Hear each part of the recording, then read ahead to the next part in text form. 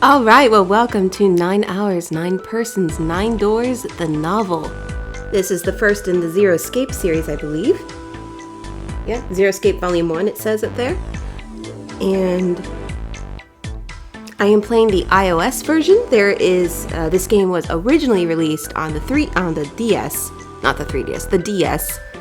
And I have that back, that it's in America. And also recording on the DS is like not really optimal for me because I don't really have anything to do that with other than like set up a camera right in front of it.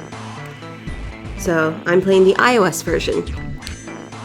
And this is the first in the Zero Escape series. The third one will be coming out in English later this month at the end of June, towards the end of June. And I intend to play that one too. And I believe this is by the same, it's maybe a different team, but Spike Chunsoft also did the Danganronpa series, and I love that series, so I figured I'd give this a shot, especially if I intend to do Zero Net Dilemma coming out later this month. So let's start with a new game. That's okay. I did it earlier, but I had my screen locked on vertical view, so I wanted to do it in horizontal view, so it'd be nicer to watch. We'll skip all of that.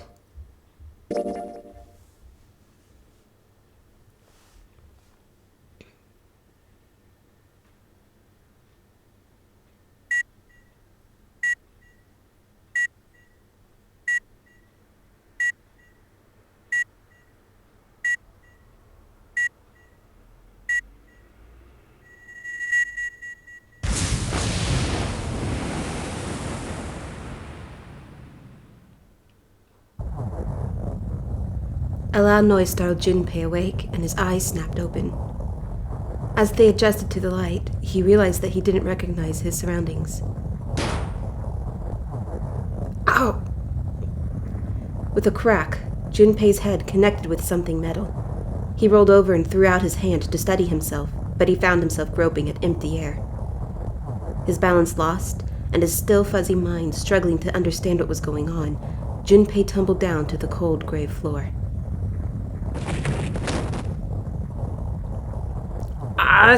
God damn it! What the hell? Junpei glared around the room, still trying to determine where he'd woken up. The fall had shaken the last cobwebs of sleep from his mind, and finally he understood where he'd fallen from. It was a bed. A 3-level bunk bed, in fact. Junpei had fallen apparently from the topmost bunk. His shoulder hurt, his knee hurt, his hip hurt, his entire body hurt. He could feel a bump forming on his forehead where he'd slammed it against the low ceiling. He wondered if that bump was the reason he felt his vision wavering a bit, but that seemed unlikely. At first, he thought the tremor that ran through his legs was just another effect of his rude awakening, but as he looked around, he realized it was real. The whole room was shaking. Was it an earthquake, he wondered? It didn't seem likely. It was shaking far too quickly for an earthquake. Then again, Junpei had no idea what it was, if not an earthquake. He tried to tell himself it was important. Junpei rubbed the growing bump on his head and gingerly climbed to his feet. His balance regained, he finally took his first good look around the room.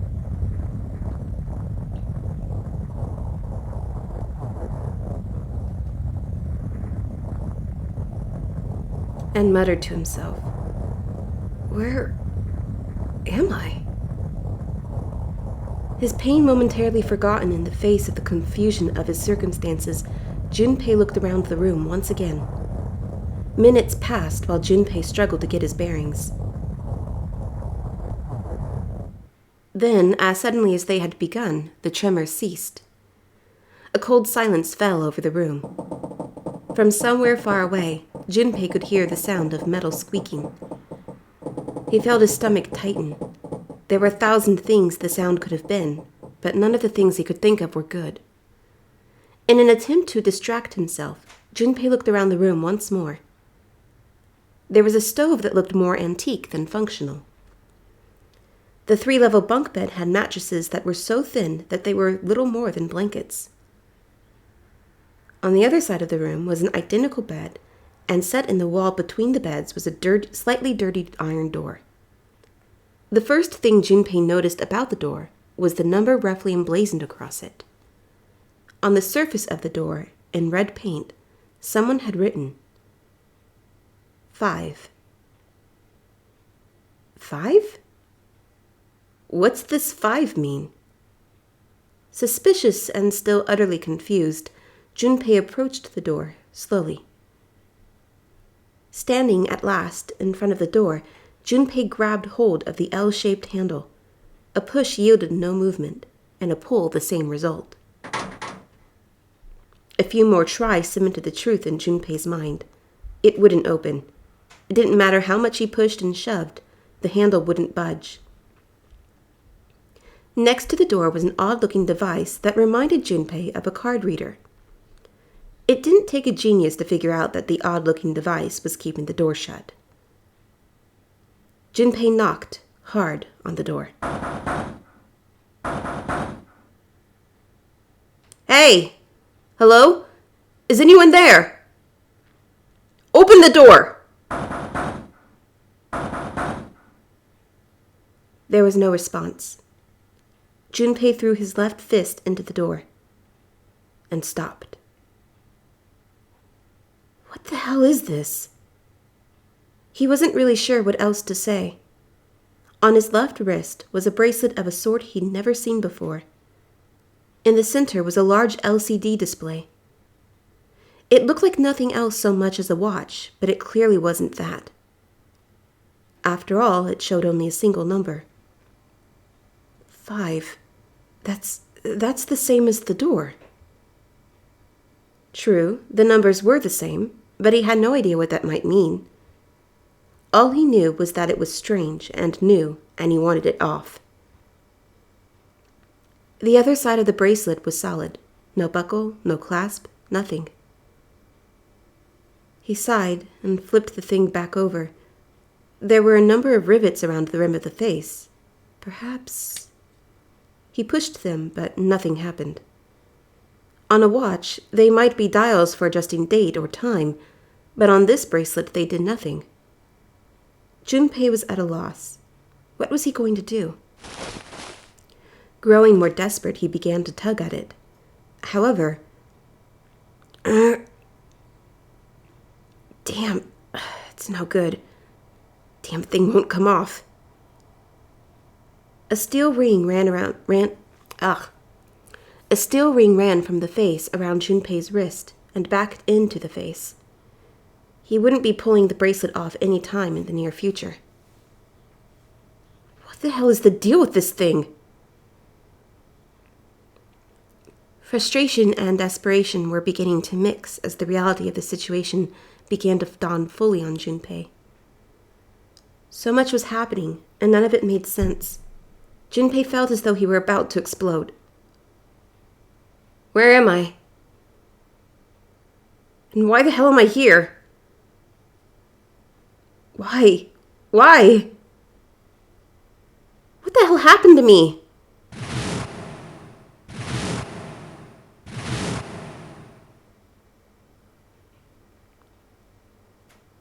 It was at that moment that he noticed the window.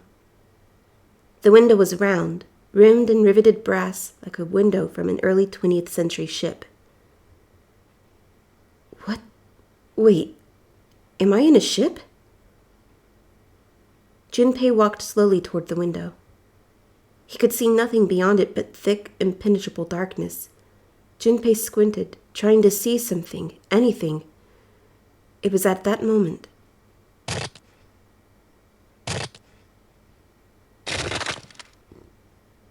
What the? You gotta be kidding me.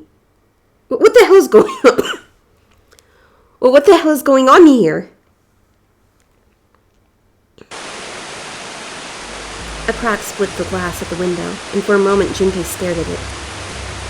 Then the window burst, and water began to pour into the room. What the hell? God damn it! Junpei yelled and spun around. His feet slipping on the water, already coming through the window, he ran for the door.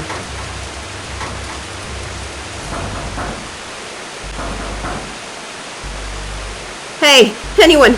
Is anyone there? Come on, if you're there, say something! There was no reply. As Junpei screamed and pounded on the door, the water began to rise. It was now ankle-deep on the floor and rising quickly toward his knees. Things were not looking good for Junpei. Not good at all. He needed to find a way out, and quickly. Junpei ran a hand across his forehead, brushing the sweat out of his eyes, and looked around the room.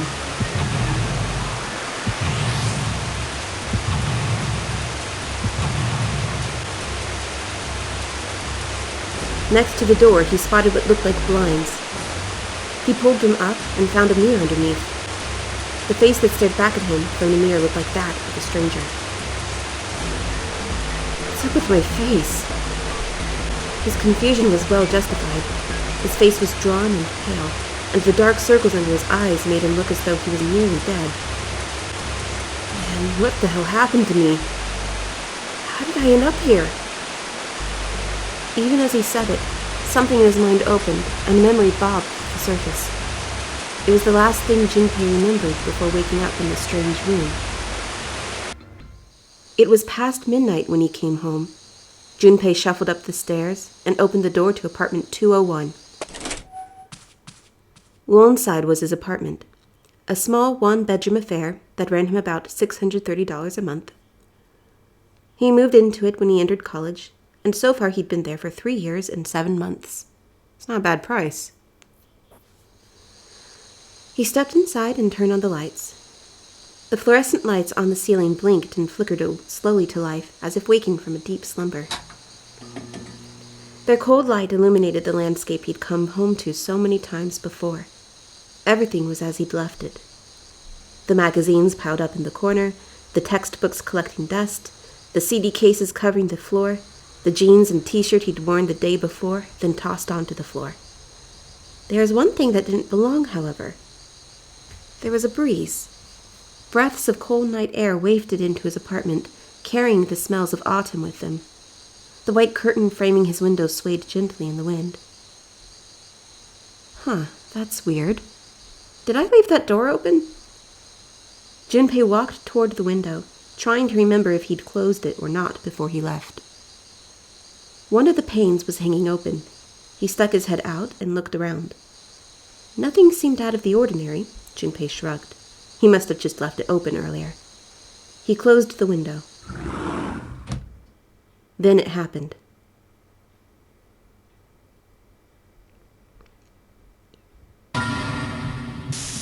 Junpei turned and found himself face to mask with a man dressed all in black. The man wore a deep hood and a bulky gas mask. His face was entirely hidden. Junpei tried to scream, but all he could manage was a strangled croak. He tried to step toward the man, but his legs could no longer support his weight.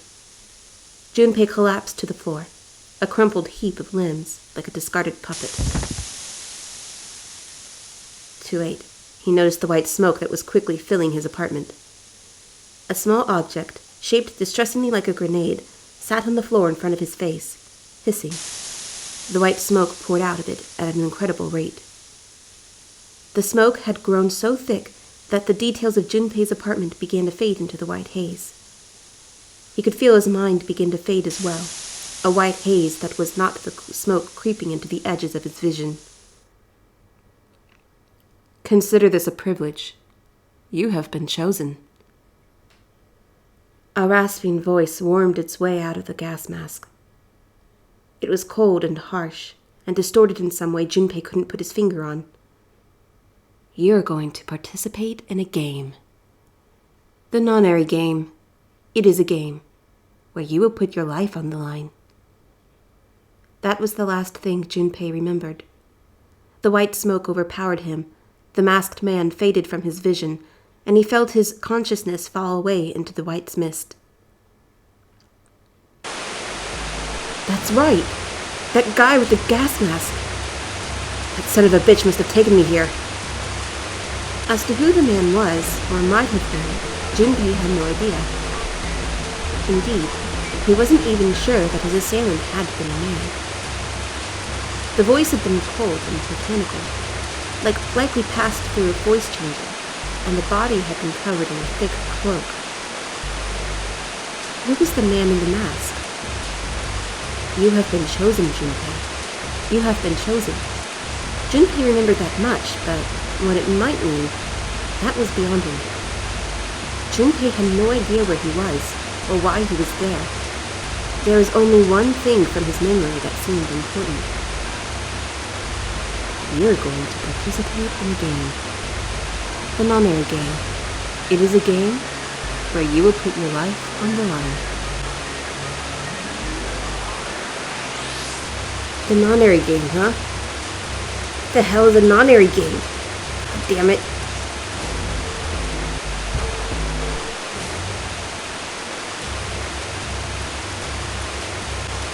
When Mirror Junpei refused to yield any answers, real Junpei took a deep breath, tried to calm himself, and began to look around the room.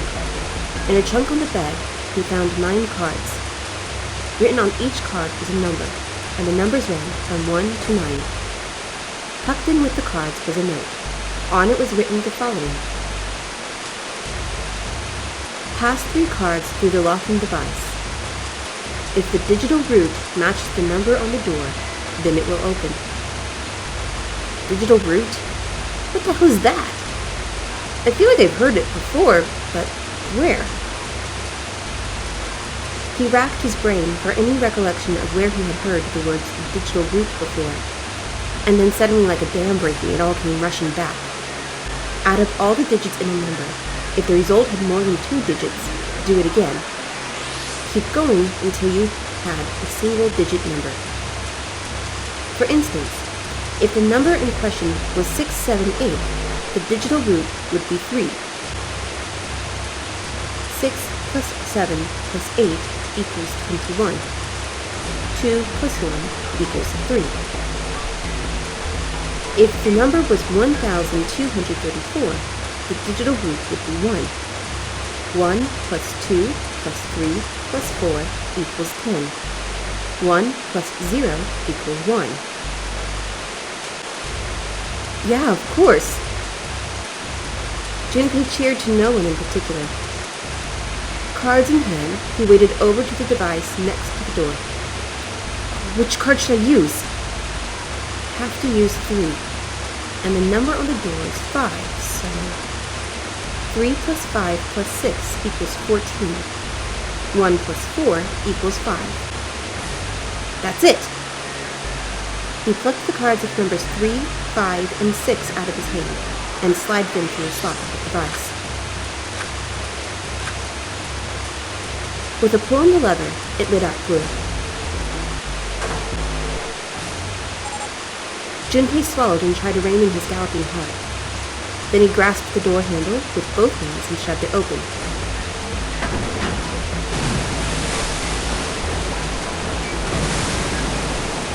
Accompanied by a wall of angry water, Junpei shot out of the room and into the opposing wall. Gasping to catch his breath, he looked around. He was in a narrow hallway. The water that had followed him out of the room was rapidly pouring out of the door. It flowed quickly down the hallway and slammed him to the foot of the short flight of stairs. Just 5 steps, in fact. And at the top of this short staircase... A door? Another door? Junpei leaped up the stairs, straight for the door. The door burst open, and Junpei exploded out of it, only to freeze in his tracks.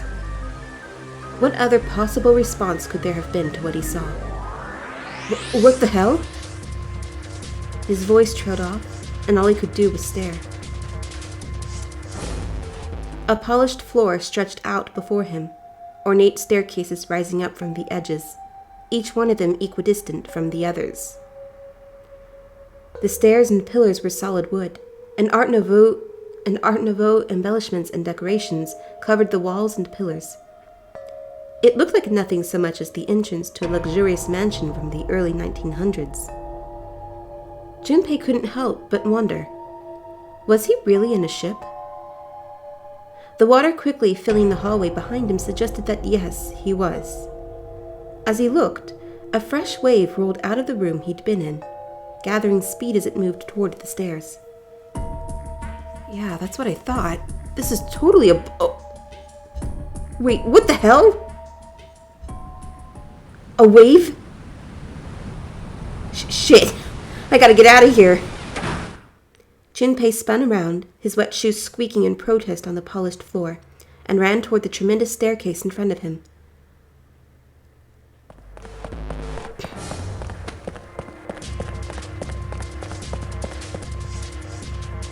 B-deck. As he ran, he glanced quickly at the plates mounted on the wall, denoting the decks of the ship.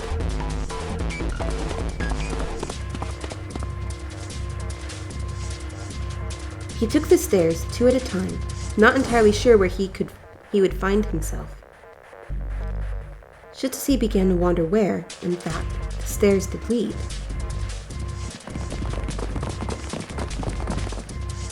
Junpei saw another person out of the corner of his eye.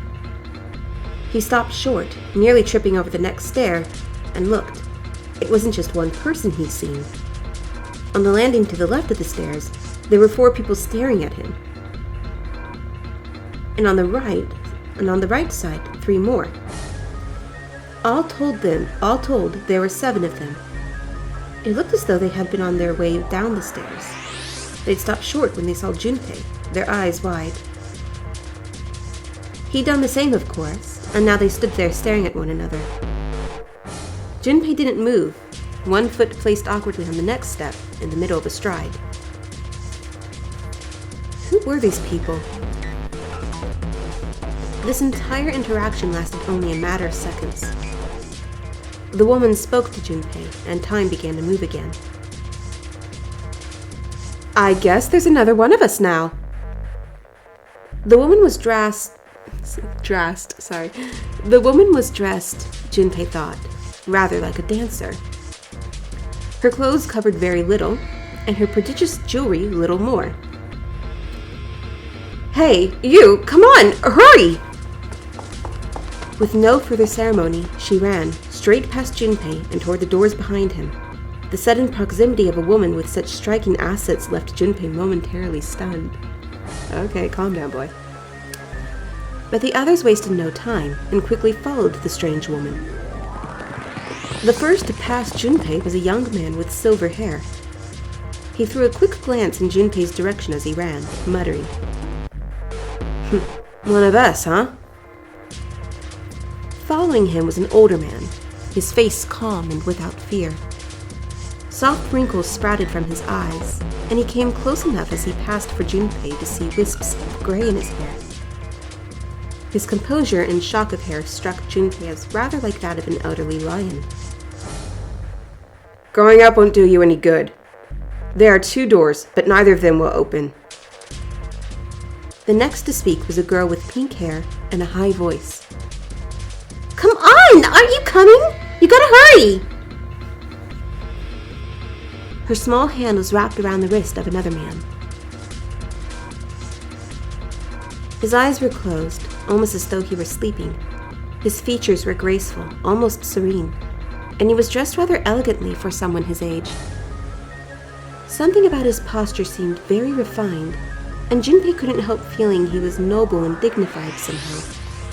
He'd certainly never seen one, but this man seemed like what Junpei had always imagined a prince would be like. That's 9 of us, then. All of the cards are in hand. What does all of the cards are in hand mean, he wondered. Junpei opened his mouth to ask what the other man had meant, but the girl with pink hair rushed past him, and they were gone. He turned just in time to see 2 more people running toward him. One of them had hair like a bird's nest, and looked as though a stiff breeze might topple him.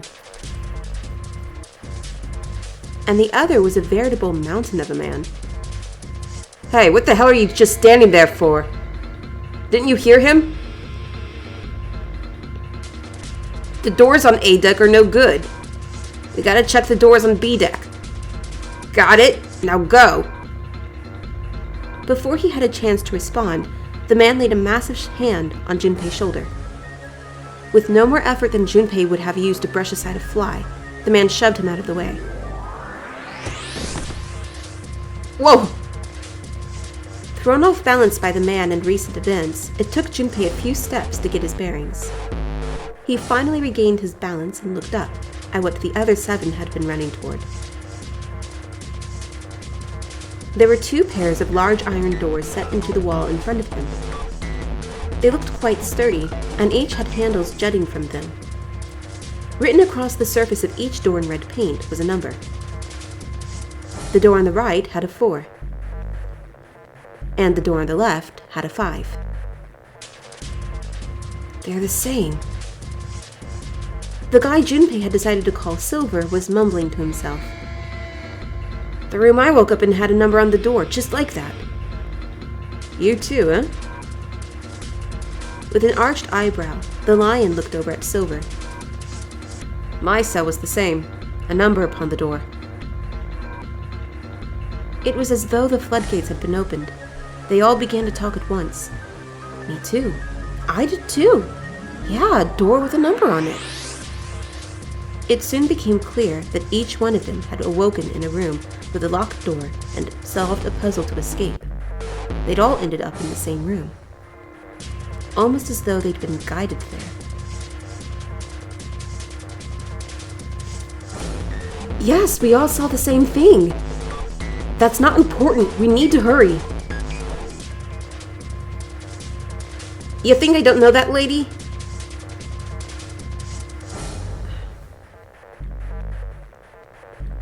I'm flicking it. God. Before the dancer had time to finish, Silver was already running.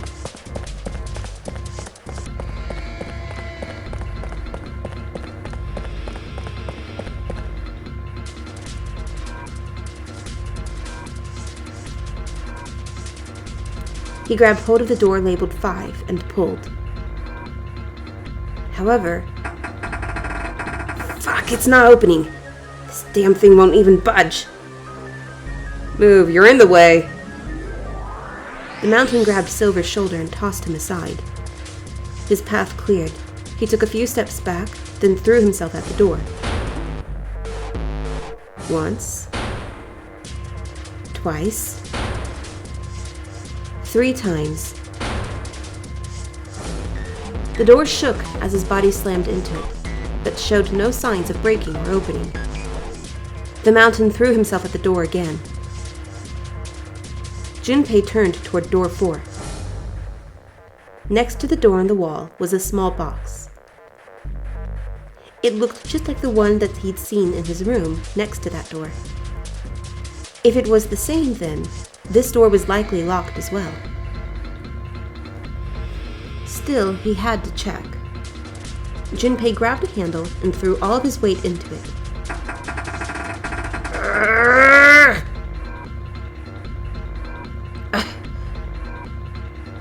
It was locked as tight as the door next to it, and as he'd suspected. Damn it! Junpei punched the door. It did not respond. Were these the only doors, he wondered? He barely finished the thought when the sea duck plate he'd passed on his way up sprang unbidden to his mind.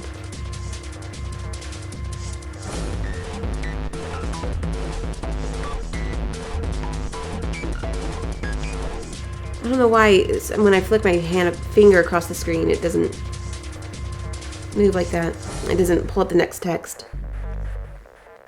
His body moved before he had time to think. Junpei turned and ran back toward the stairs.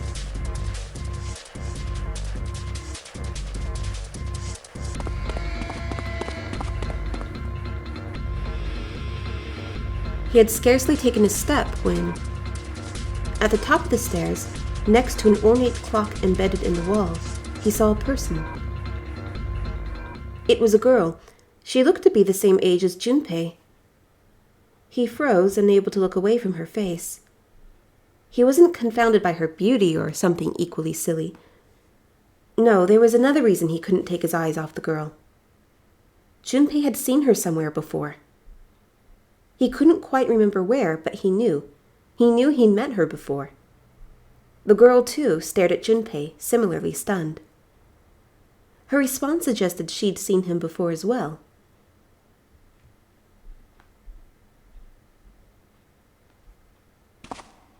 Without saying a word, Junpei walked slowly toward her. She didn't move. It was almost as though she was held in place by some sort of magic spell. As Junpei stepped onto her landing, the spell broke. No sooner had he set his foot down than the whole ship shook a second time.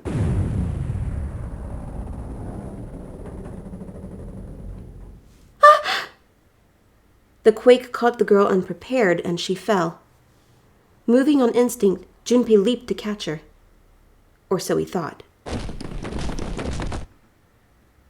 Her face was far closer than it should have been, mere inches from his own. He was flat on his back, and she had landed squarely on top of him. The girl seemed as confused as he did, and her face suggested she still hadn't fully recovered from seeing him.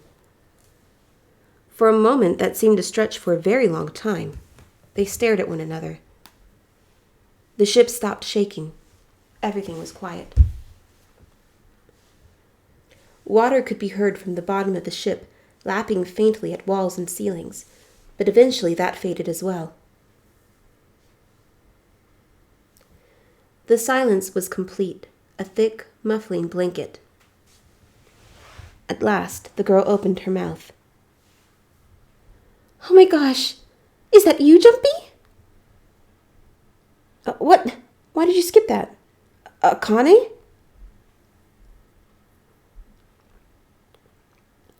Why hadn't he realized it before? The girl was Akane Kurashiki. She and Junpei had been friends in childhood. They'd gone to elementary school together for 6 years. But what was she doing on the ship?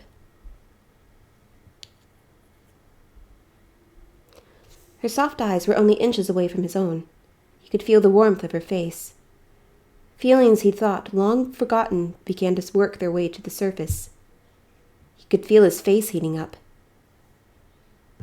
At that moment, a speaker crackled to life, and a cold, eerie voice filled the room. "Welcome aboard. I welcome you all from the bottom of my heart to this, my vessel." Hold on. With the voice's invasion, the spell between Junpei and Akane was broken, and all hints of burgeoning romance instantly forgotten. They hurriedly entangled themselves from one another and struggled to their feet. Their 7 companions had heard the voice as well, and many of their faces had gone pale. They looked around frantically, desperate to locate the source of the voice. At last they found it, a speaker set in the ceiling. "I am Zero, the captain of this ship. I am also the person who invited you here. Invited, more like kidnapped." The voice was harsh, obscured occasionally by the crackle of static. But Junpei recognized it. How could he have forgotten it? It was the same voice he had heard from the man in the gas mask. "Hey, asshole, what the hell is this? Come on out here, I want to get a look at you." "What do you mean to do to us?" "I mean to have you participate in a game. Some of you, I know, are familiar with this game. The Nonary game. It is a game where you will put your life on the line." "Nonary game? What the hell's that?" The voice continued, implacable. "The rules of the Nonary game can be found upon your persons. They are simple rules. Read them. On this ship, you will find a handful of doors emblazoned with numbers. We will call them the numbered doors. The doors in front of you are a pair of the same. The key to opening these numbered doors are the numbered bracelets that each of you possess. Should you total the numbers on your numbered bracelets and find that the digital root of that number is equal to the number of that door, the door will open. Only those who have opened the door may pass through. There are, however, limits. Only 3 to 5 people can pass through one numbered door. All those who enter must leave, and all who enter must contribute." Bracelet. Junpei figured, had to mean the bulky thing on his wrist. He glanced around. It looked like everyone else had won as well, and had come to much the same conclusion. The purpose of the game is simple. Leave this ship alive. It is hidden, but an exit can be found. Seek a way out. Seek a door that carries a 9. There is one last thing I must tell you. As you have no doubt surmised, this ship has begun to sink. On April 14th, 1912, the famous ocean liner Titanic crashed into an iceberg. After remaining afloat for 2 hours and 40 minutes, it sank beneath the waters of the North Atlantic. Go away. I will give you more time. 9 hours.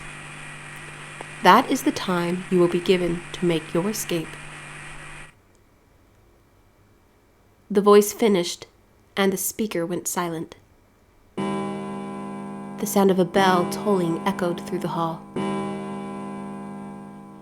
It came from the dance hall adjacent to the stairwell. It took those assembled on the stairs mere moments to trace the sound to an antique clock embedded in the wall.